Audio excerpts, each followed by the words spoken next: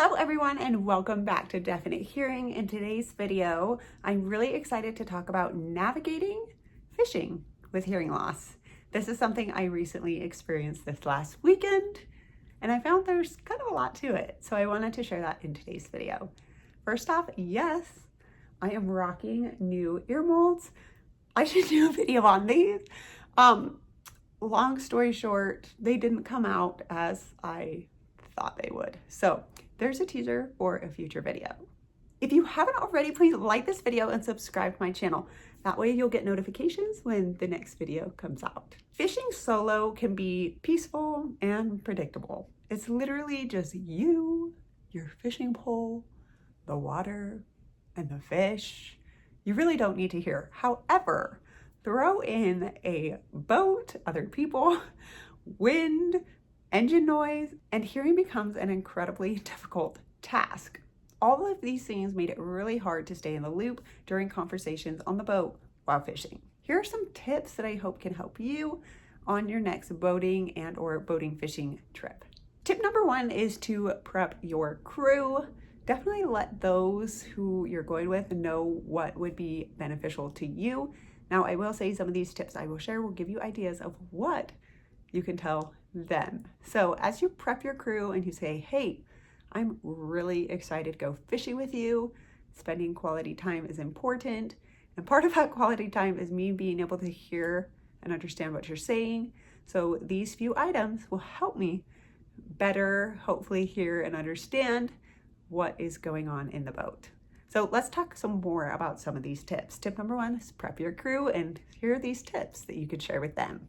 Tip number two is choose the right seat. Hopefully, as you are headed up to the lake or body of water, you have an idea.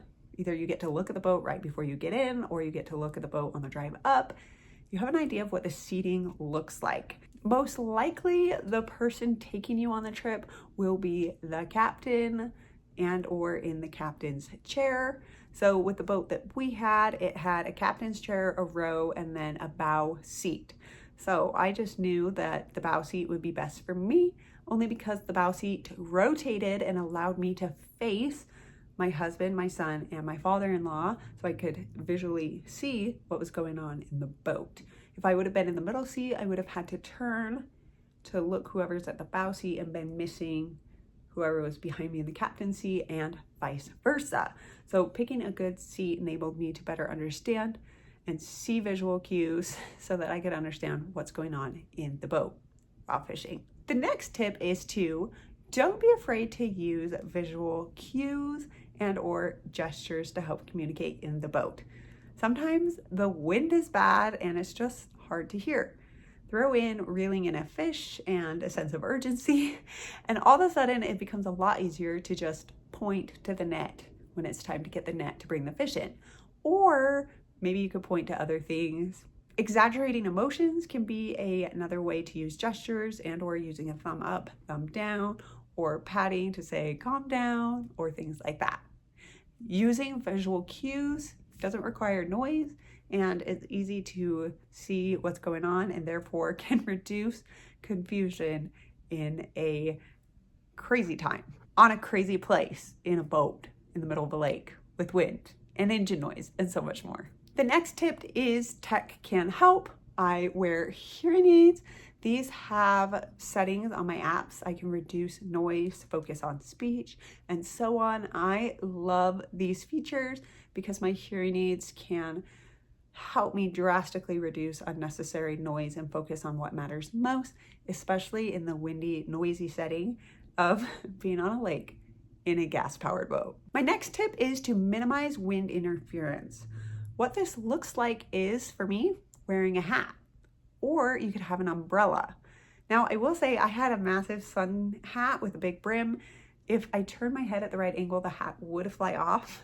There was one time I definitely had fast enough reflexes to grab it before it landed in the water.